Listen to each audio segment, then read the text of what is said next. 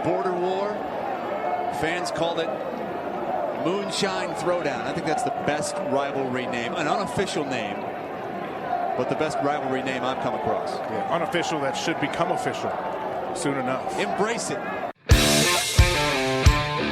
Grant Wells in the gun, takes the snap, takes the handoff, he takes off left, and he is all by his lonesome. Nobody within 10 yards, and Wells waltzes in for the touchdown. Marshall 16, Appalachian State 7. Grant Wells 12 yards for the score. Next play, I love it, Brew. Liberty versus Western Kentucky. Terrell Pigram throws it up to Craig Bird Jr., who catches it over the defender for the touchdown. Woo! That's the way to get up there, boy.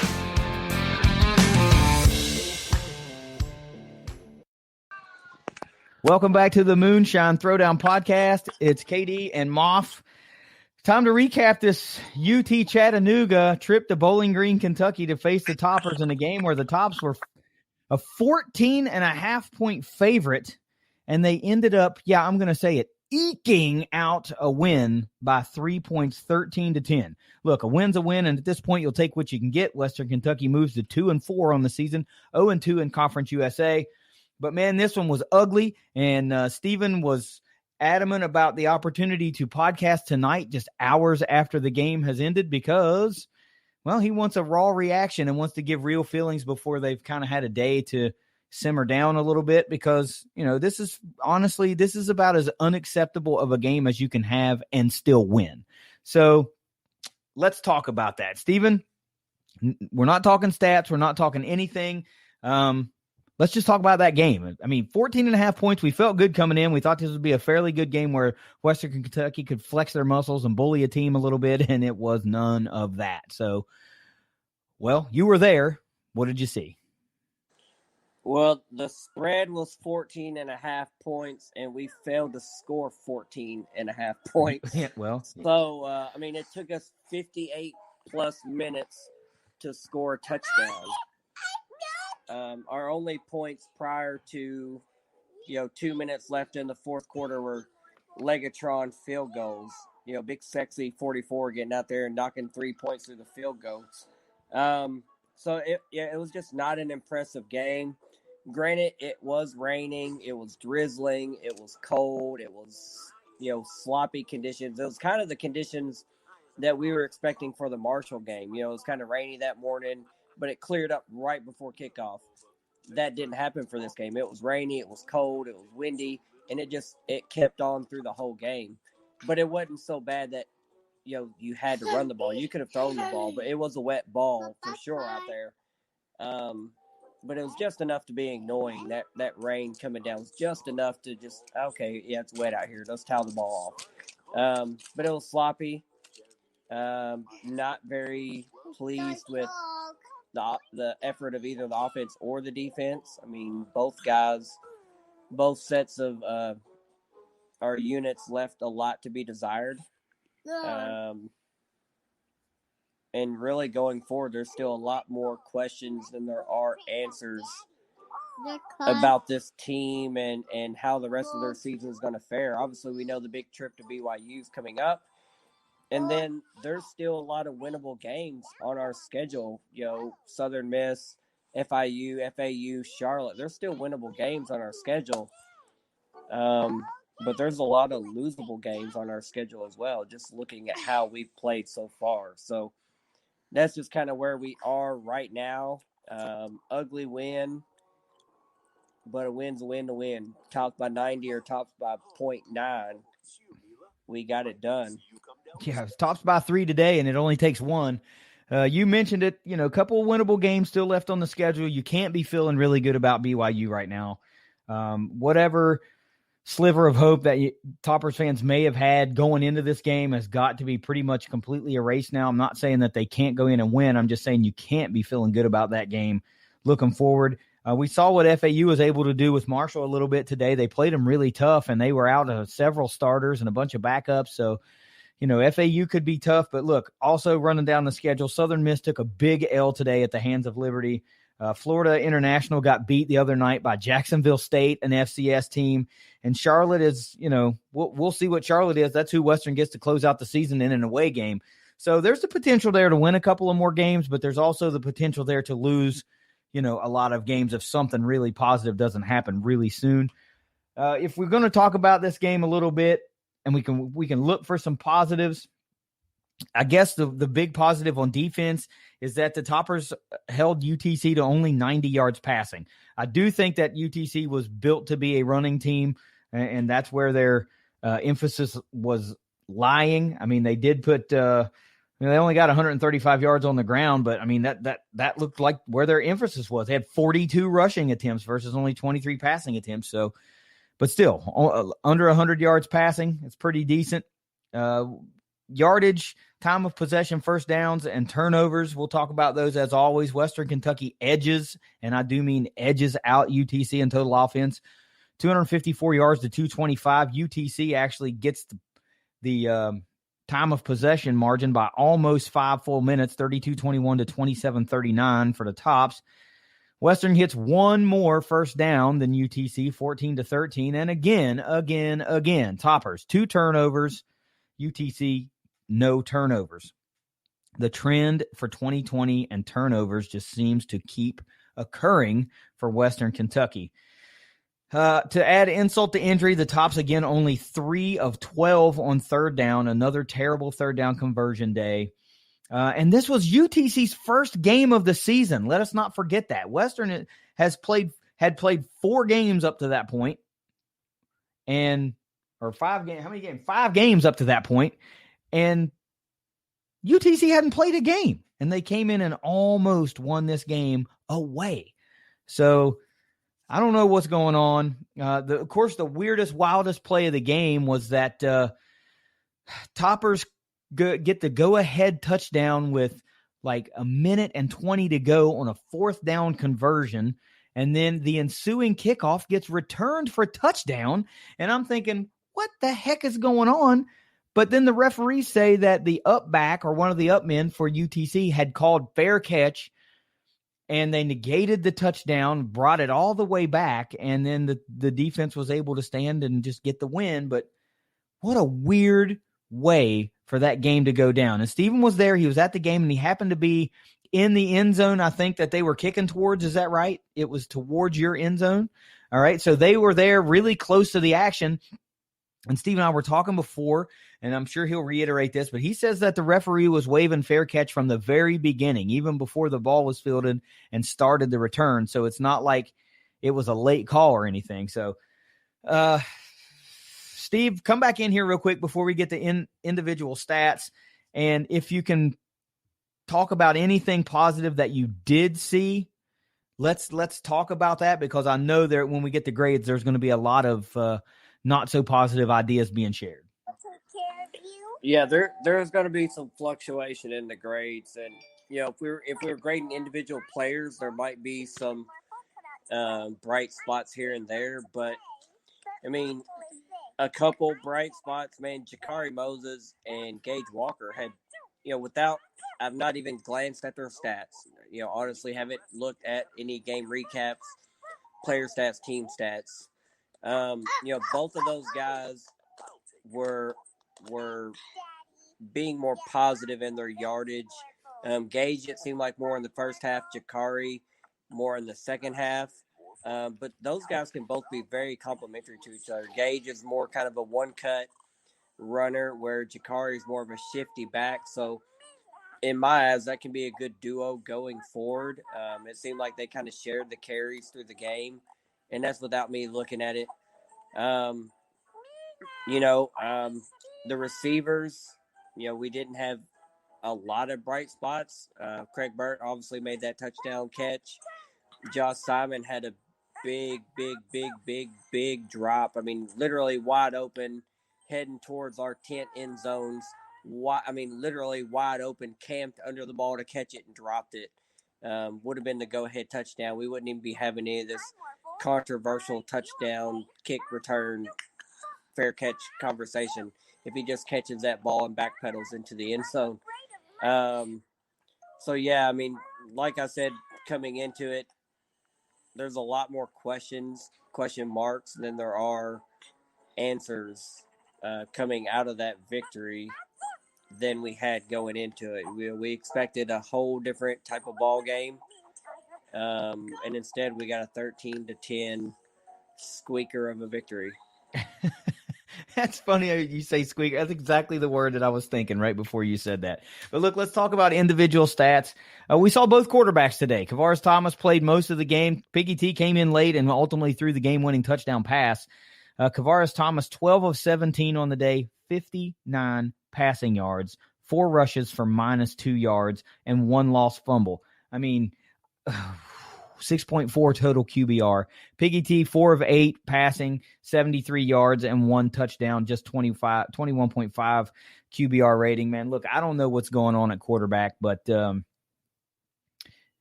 something is really amiss. The Toppers don't really have a quarterback that they can count on series in and series out right now. And I know Thomas is going to be learning on the fly because, remember, this is now just his second career start and third game with any significant game action. But, I mean, 12 of 17 for 59 yards isn't going to get it done, period. And negative rush yards isn't going to happen. I mean, he put the ball on the ground again. As quarterback fumbles have just plagued the Toppers all season long, and to almost laughable level. It's happening every game. The quarterback may fumble from time to time from most teams, but the Toppers quarterbacks are putting it on the ground every game, every single game. You mentioned Jakari Moses and Gage Walker. Yeah, they got some pretty good positive rush stats, again, in the yards per carry list, but both of the guys combined for only 22 carries. That's not going to get it done, it got it done today, but it's not really the recipe for victory. You need to see many, many, many more carries combined for both of those guys. Gage Walker leads the day, 17 carries, 88 yards, good for 5.2 yards per carry. Jakari Moses only 5 carries for 39 yards, but 7.8 yards per carry. Mitchell Tinsley's your leading receiver from a yardage perspective, 4 catches, 46 yards, 11.5 yards per reception. Joshua Simon, 2 catches for 29 yards, 14.5 yards per reception. You did mention that huge touchdown drop. I was listening to the radio call, and the guys, were saying the exact same thing you said. He was wide open, and if he catches that ball, he could basically have backflipped into the end zone or crawled into the end zone or rolled into the end zone, however you want to put it. He was that wide open, and he dropped it. Not something you expect from Joshua Simon, at this stage in his career. He's too good of a weapon, too good of a player for that to happen. So we'll hope that's just a quick case of the shanks and that gets remedied real quick. And finally, Craig Burt, leader in the clubhouse receptions-wise, 5 catches, 22 yards, and he did have that late game, final 2 minutes, go-ahead touchdown reception. Defensively for the Tops, it's Dev Key leading the way along with Antoine Kincaid. Both of those guys, 10 tackles. Dev Key, 5 of those solo. Kincaid, 4 of those solo. D'Angelo Malone, 7 tackles, 5 solo. Sacks come for the Toppers by Eli Brown and Juwan Jones. As a team, that is it. 2 sacks and only 3 tackles for loss. At this stage in the game, this stage in the season, I don't have any answers anymore for the lack of production from a defensive standpoint, especially from the real who's who on this defense. I just don't know where, we're seeing a lot of tackles, but we're not seeing a lot of big impact plays. We're not seeing the forced fumbles. We're not seeing the interceptions, the sacks, the tackles for loss, those kind of things. Braden Narveson, you said 2 for 2 on field goals.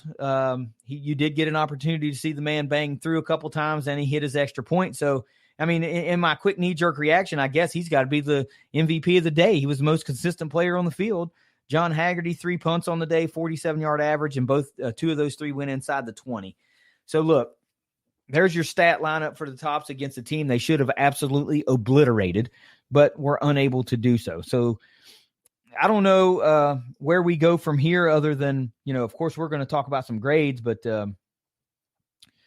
let's just get into grades, and you can expound on your worries and all that kind of stuff in the grades segment. So let's start with the quarterbacks. We saw both of them. Kavaris Thomas comes in, you heard no why, if that was the coach's decision or if Thomas got banged up. I was out mowing the yard or whatever I was doing. Whatever it was, I missed that transition for quarterback and don't know why Piggy T entered the game. So Talk to me about the quarterback grades, and if you know why there was a change, give me the deets on that too, because I just have no idea why.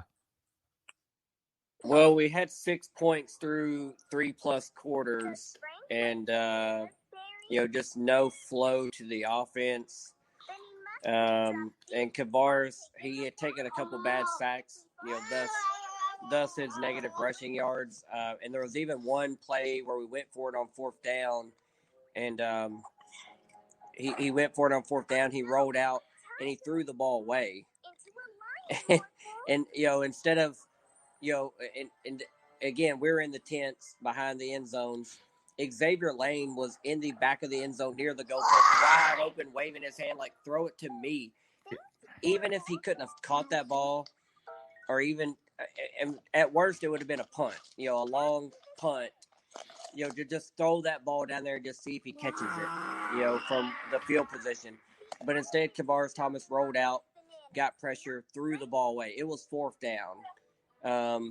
Young quarterback, second career start, bad decision. Now, that conversation should have been had before the play started.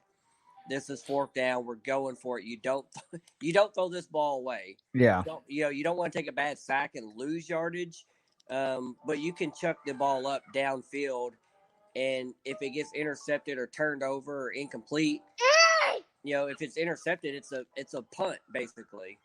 Right. That's the way I would look at it. So in my opinion, that's why the quarterback change happened. There just wasn't any productivity to the offense, much like during the Marshall game when there was, no points, no yardage being scored, and we changed quarterbacks. We scored some points. We changed quarterbacks. Piggy T came in and immediately, had a downfield catch to, I want to say it was Mitchell Tinsley, on his very first throw of the game. Jet is really upset at this grade you're laying out right now. That's all I know. He's excited with this ice he's eating right now. But, Piggy came in, immediately had a good completion. He threw that game-winning touchdown on a 4th down fade route play that, thankfully Craig Burt went up and made a catch. And if you have to call it, he made a catch. It was a grown man contested catch, all the way down to the ground. The defender tried to take it away from him. Great touchdown to give us the lead and ultimately the victory. I know I haven't given us a grade yet because neither of the quarterbacks are great.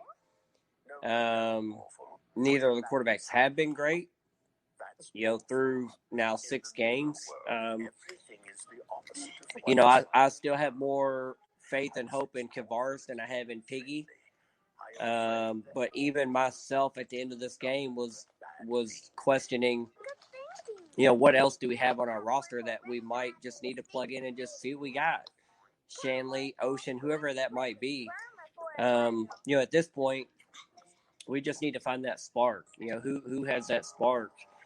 And it seems like when we've interchanged guys, Marshall game bringing in Kavaris, and now in this game bringing in Piggy, it seems like there's been a spark of kind of instant offense. But we need that for 60 minutes. We don't just need that for a quarter or a quarter and a half or half a quarter. We need that leadership and that continuity and that connection for a whole game, and we just haven't gotten that. So overall grade, both guys blended average. I'm going to give them a D. It wasn't pretty. Obviously, laying the stats out there, the completions and attempts and yardage.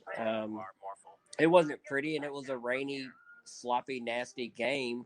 You don't expect a pretty game, but it wasn't a good game either by any standard. So, it's still a D. There's still question marks there in the quarterback room.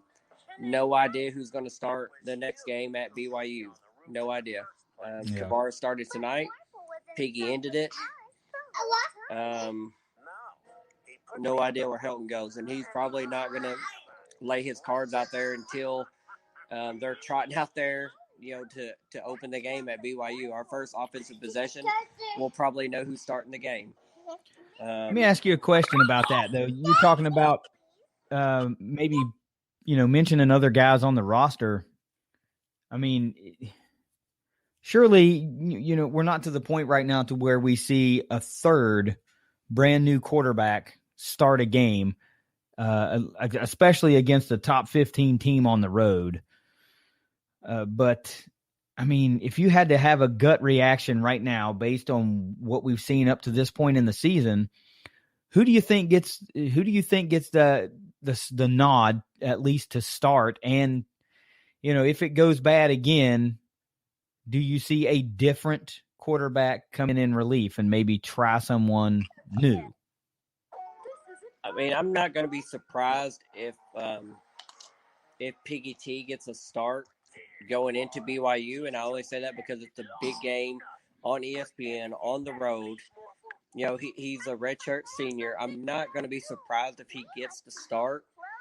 But if there is trouble, if there is shakiness, if there is just this lack of continuity and production, I'm not going to be surprised if we go a different route. And just reading our message boards and Western Kentucky fans, supposedly there's been a little bit of trouble in the hen house, some trouble in the locker room with the quarterback positions. Again, we're 1-4 coming into this game. There shouldn't be anybody happy in that locker room. So if I hear there's tension in there, good, great. There should be tension in that locker room. But supposedly it's stemming from the quarterback position and who should be starting, who should be playing.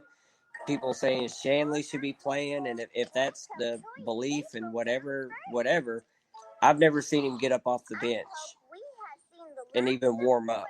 I'm not saying he will or won't, not saying he should or shouldn't, but we have seen him out there, a couple of years ago in a limited capacity and seeing he can move the offense. He's capable, but we have the same kind of question marks as far as his durability, his tendency to be more of a runner than a thrower. And I'd like to see the quarterback be more of a thrower than a runner, and we just haven't seen that come together. But I think Kavar should start, but I would not be surprised going the way this game ended and going into just a brutal matchup with BYU, which could turn ugly real quick.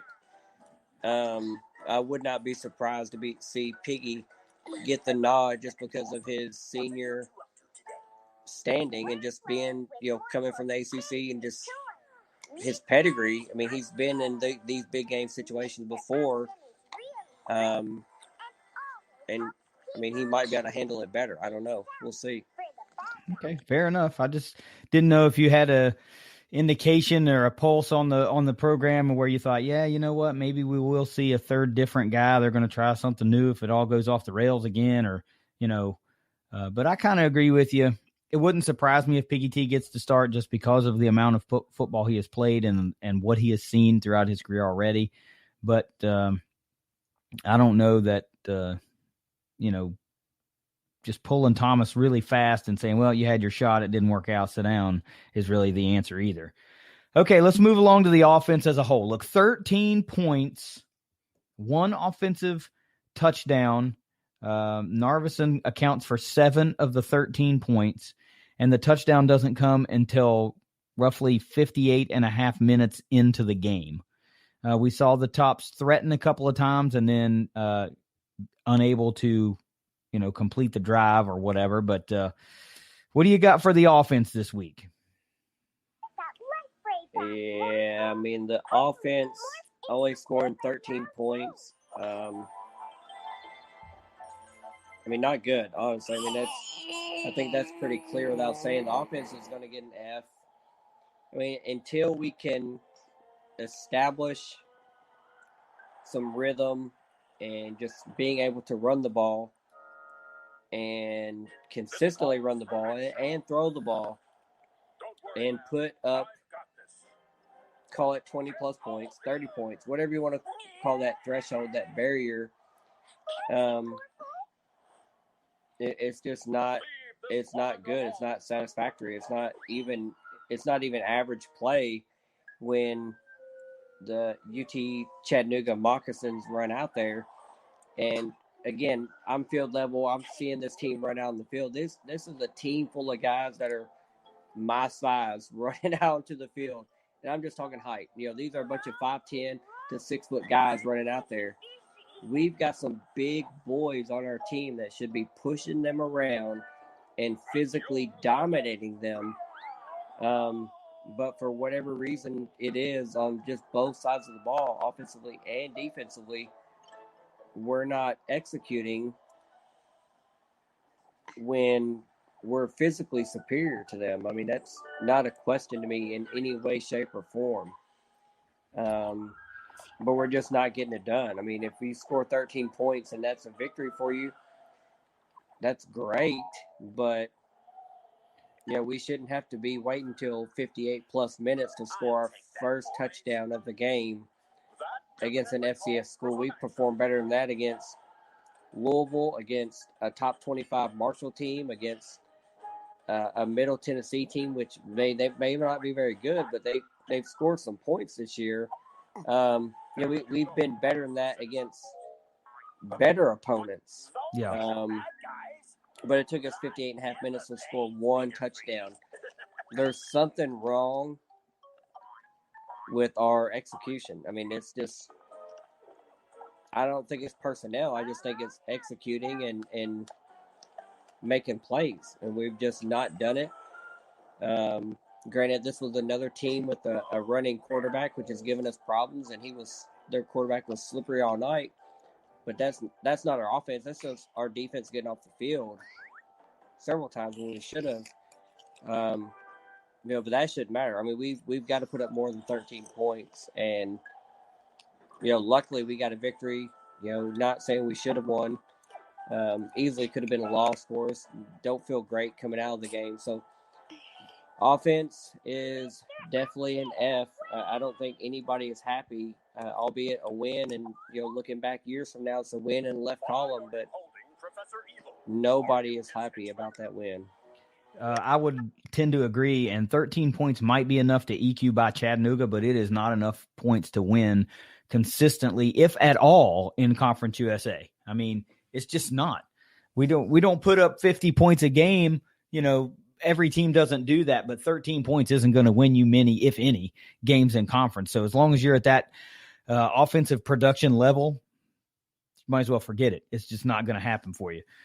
So defensively, look, I don't know what to think here. We can keep talking about that this game was wet and slippery and yada, yada, yada. But as we've said many, many, many times, and we'll always say whenever it's a game like that, both teams have to play in that.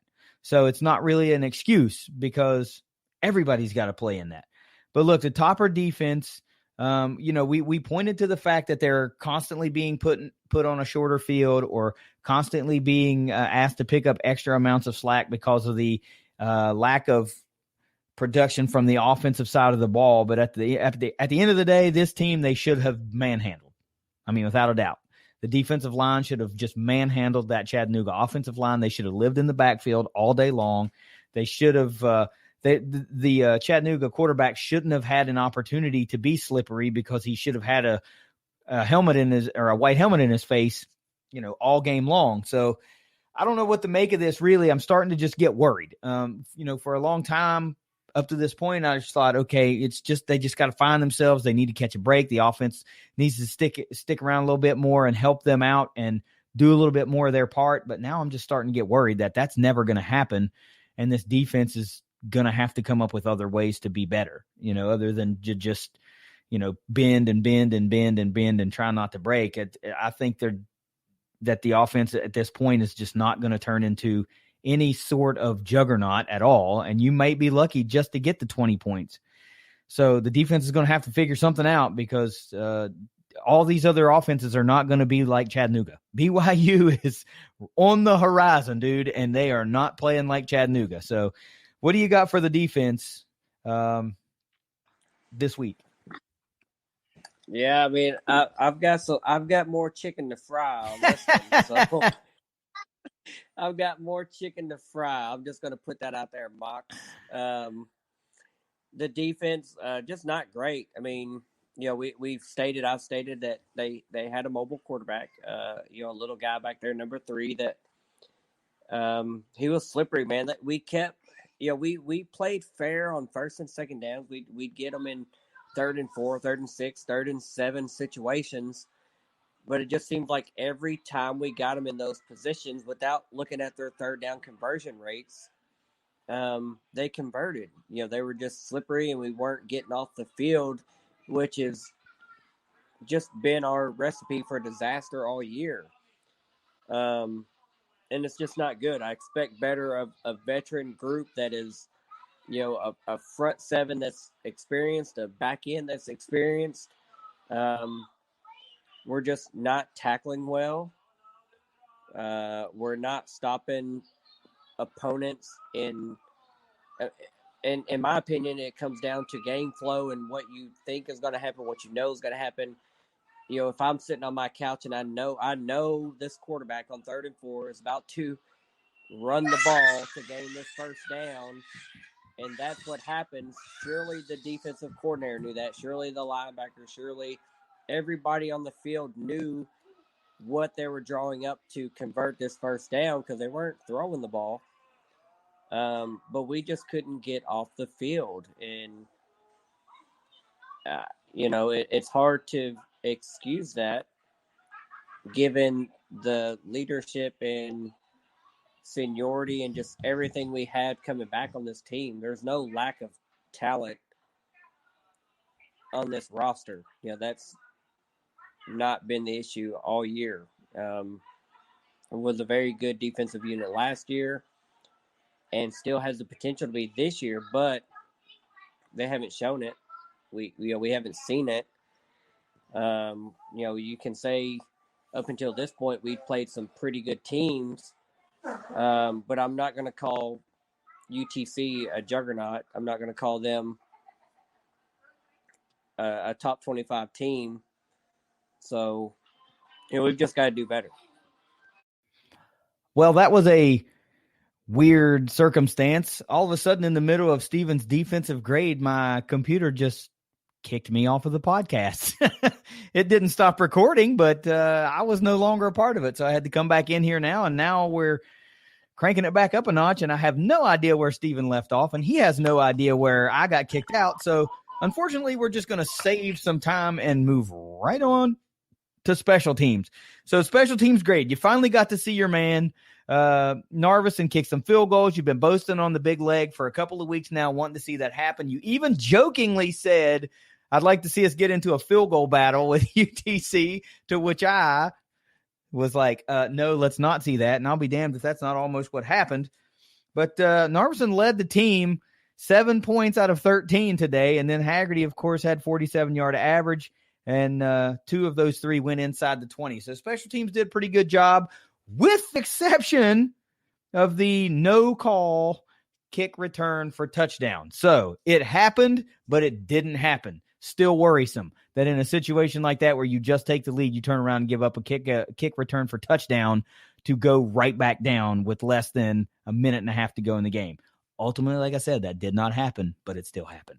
So special teams, what do you got for the special teams guys this week, Steve? Well, a wise man once said, I'm blind to the bullshit like Ray Charles. So I didn't see that last play happen. All I know was the line judge was waving, fair catch. That's all I know.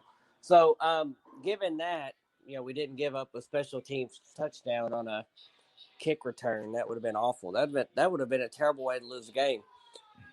Sorry, UT Mox. The special teams, otherwise, the punter and Narveson, a.k.a. Legatron, a.k.a. Big Sexy number 44, as I was calling him from the tents, he did his thing. I mean, he did what I wanted him to do, what I need him to do, and that's give us 3 points every time he has an opportunity to give us 3 points. If we had more of those opportunities, we wouldn't be in these nip and tuck battles.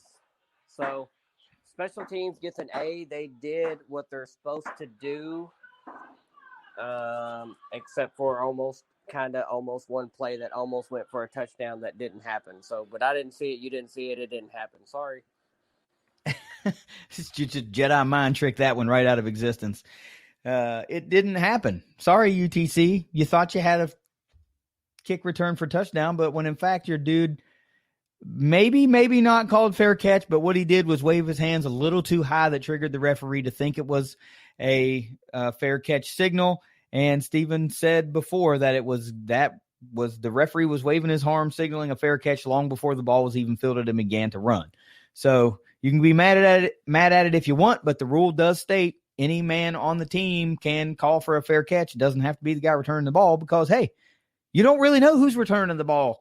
You don't know where the ball is going to go. So it sucks to have to win that way. But ultimately, they made the right call, even though it's not one that gets called all the time. All right. Coaching effort against Chattanooga. I don't even know how to lead into this one. We thought we were going to see the Toppers bully these guys all day long on both sides of the ball, really in all three phases, and we just didn't see that. So what do you got for the coaching this week? Yeah, I mean, the coaches are going to get a flat, solid D. I mean, just until we score enough points to have a comfortable victory and our defense can show the ability to get off the field on third down, when we had several opportunities to get off the field. We had them in good positions. It just seems like execution, just for whatever reason, just isn't happening right now. It's just not on our side. We're just not converting plays, and this is both ways. Offensively when we have third and short plays, and defensively when we have third and long plays, we're just not doing what we need to do to either continue to drive or get off the field. And that comes down to coaching, execution, putting players in the best position to succeed, which is literally what coaching is. As I try to coach my 2-year-old to calm down. So, the coaching it's not been stellar this year. Again, with a lot of guys returning on both sides of the ball and coaches returning, we expected a lot different year and outcome than what we've seen so far. And then we have a supposed inferior opponent. And, we still struggle to, squeak out a victory. So not very confident in how that game ended. So coaching is a D.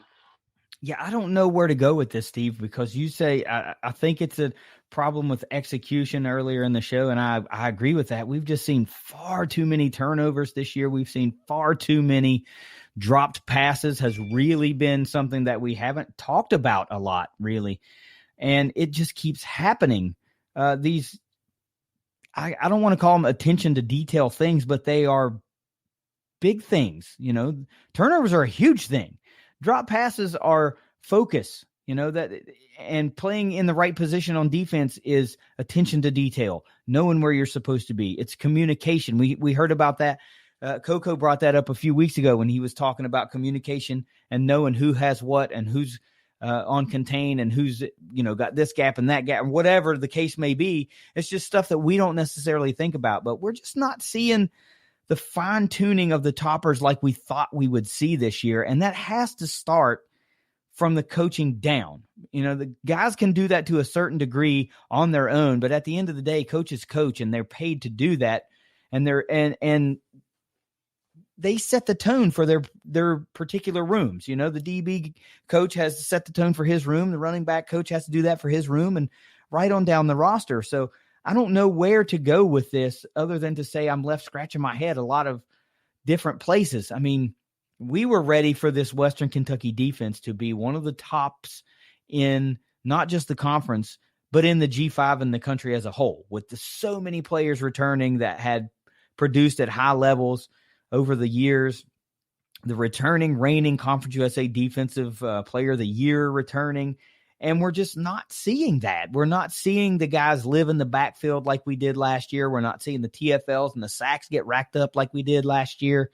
I mean, I just don't know what's amiss. And of course, the offense is just abysmal. I mean, the running game can't get going.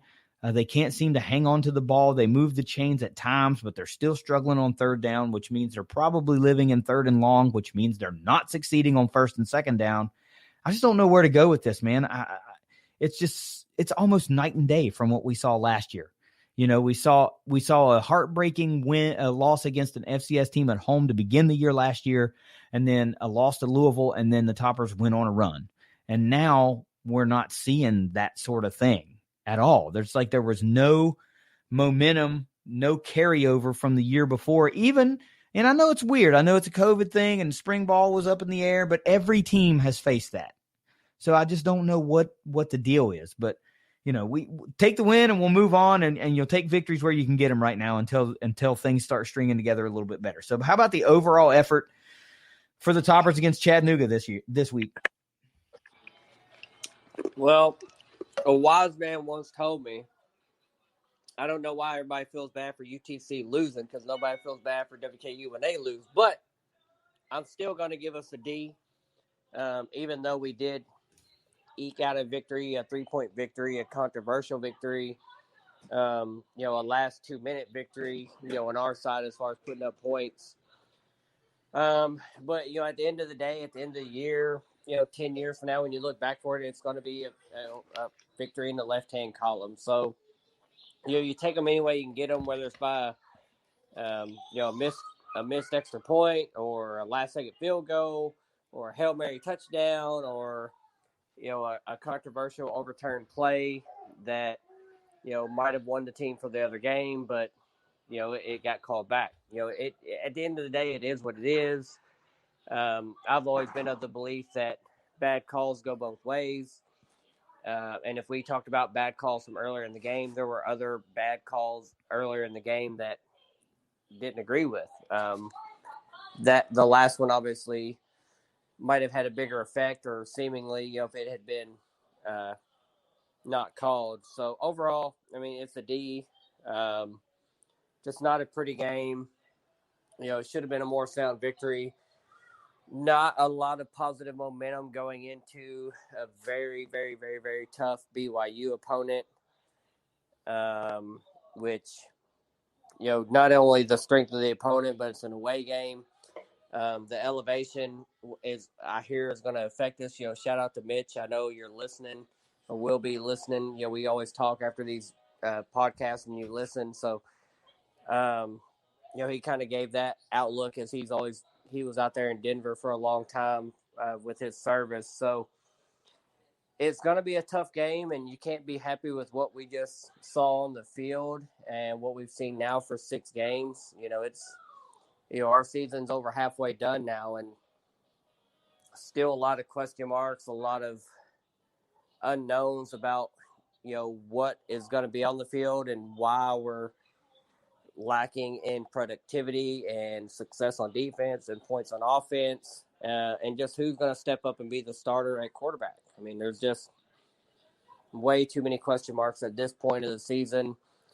Obviously, a lot of goals that were there at the beginning of the season are at this point just kind of dashed. And, we've said it before, talking about playing for next year, but, at this point, you're just kind of playing to salvage this season. And see what, how next year is going to be. I mean, you just have to call it what it is. The BYU game's obviously going to be tough. The preview of that will not be pretty. And then the rest of the conference slate it's going to be a lot of 50-50 matchups coming down the wire. But overall, this game was not pleasant by any spectator's opinion.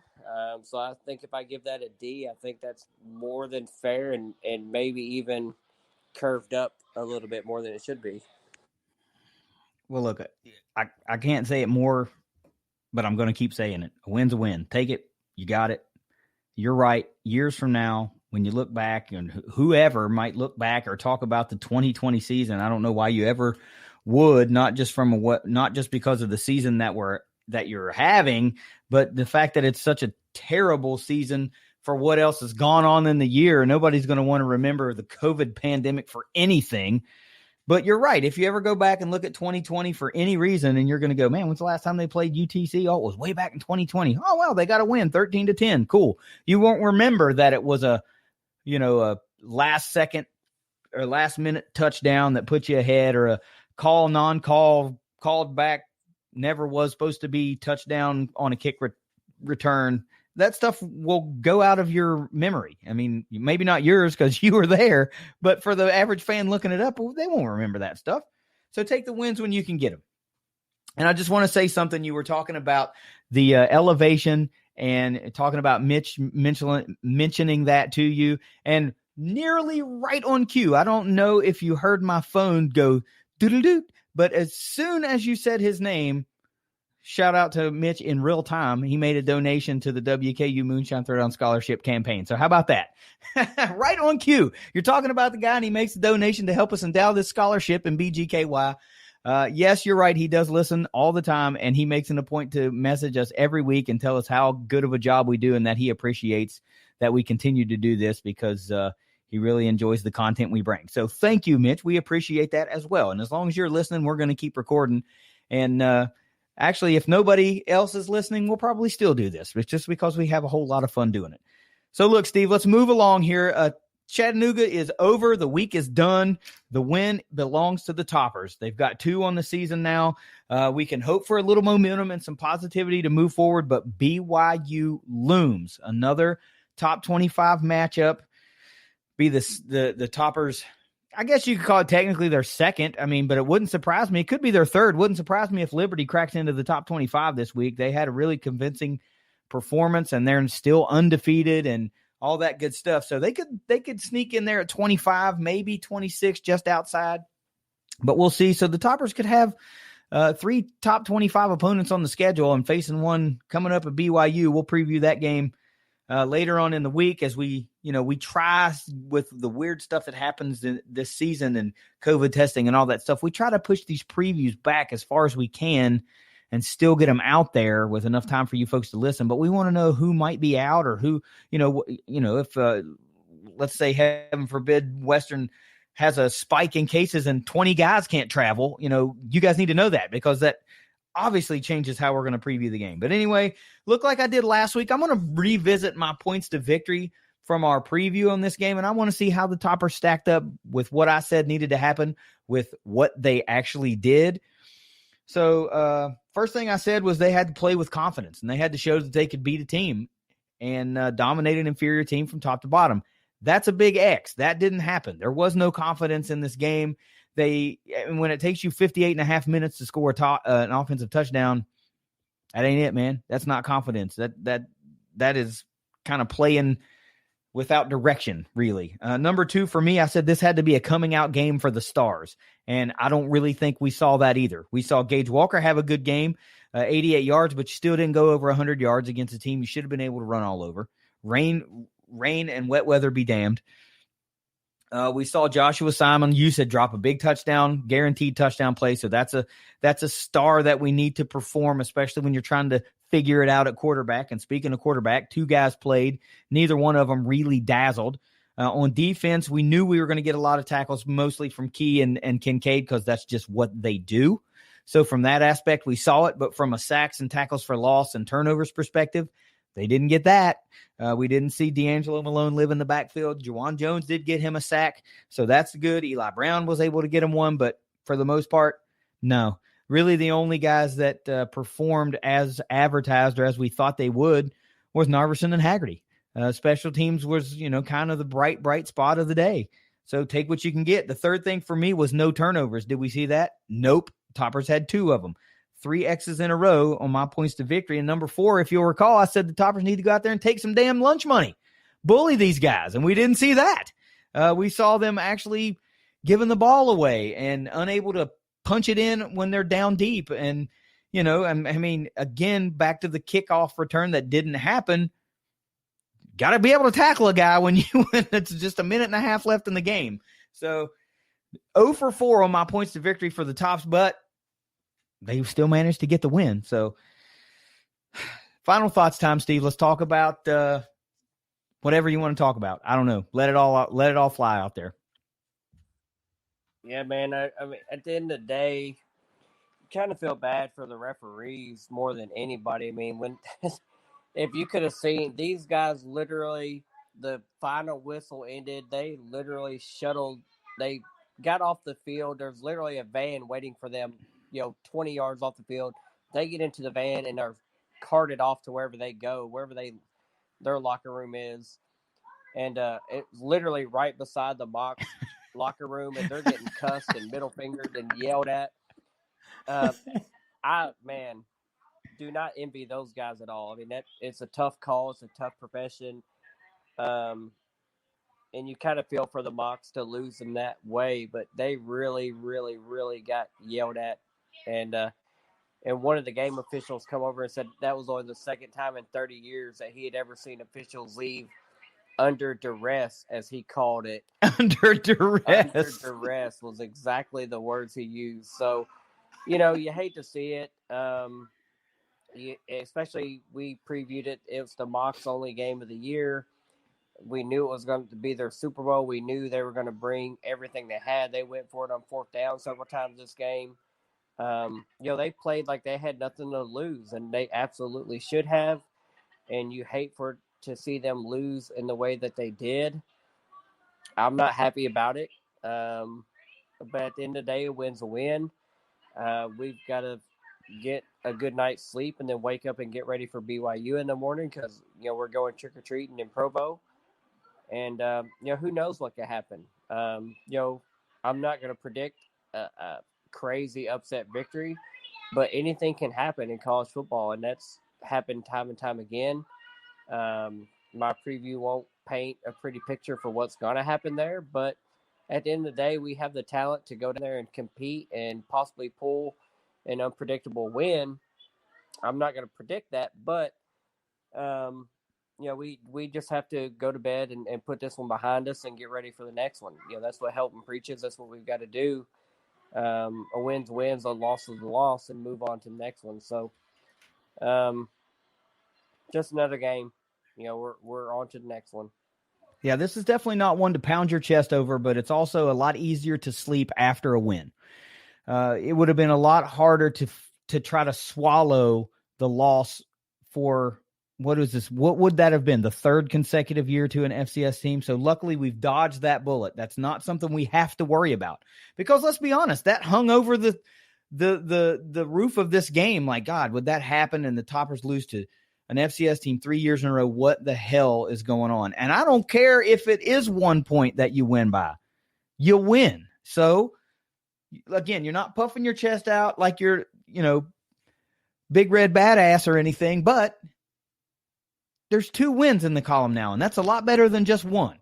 So look, let's look forward to BYU. We know they're going to be a tough team, but we just saw them play UTSA to a 7-point victory. That's it. They beat UTSA a couple of weeks ago by 7 points. So you have no idea if BYU is going to go out there and have trouble holding onto the ball or be turning it over left and right or can't stop on the holding penalties or the PI calls or whatever. And you don't have no idea if Piggy T or KT is going to go out there and light it up for the first time in a Topper uniform. I mean, weird shit happens on Halloween.